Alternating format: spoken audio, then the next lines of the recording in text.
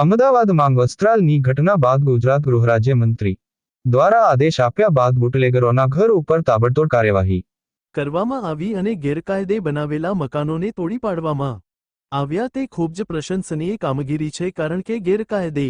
મકાન બનાવેલા હોય તેને ચલાવી કે સાખી લેવાય નહીં, અથવા ગેરકાયદે બનાવેલી કોઈપણ જગ્યાએ કોઈપણ ખોટી રીતે ઊભી કરેલી જગ્યા ઉપર હથોડા વાગવા ખૂબ જ જરૂરી છે। અજયમાં ખાસ કરીને એસએમસી સ્ટેટ મોનિટરિંગ સેલ દ્વારા એક લિસ્ટ તૈયાર કરવામાં આવ્યું હતું, જેમાં આજે અમદાવાદના દરિયાપુર વિસ્તાર ખાતે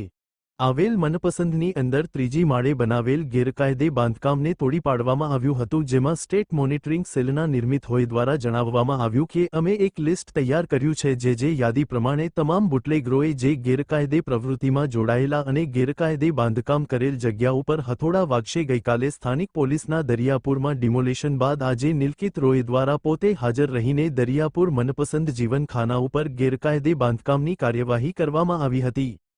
byte, Nilpit Roy, state monitoring cell, SMC.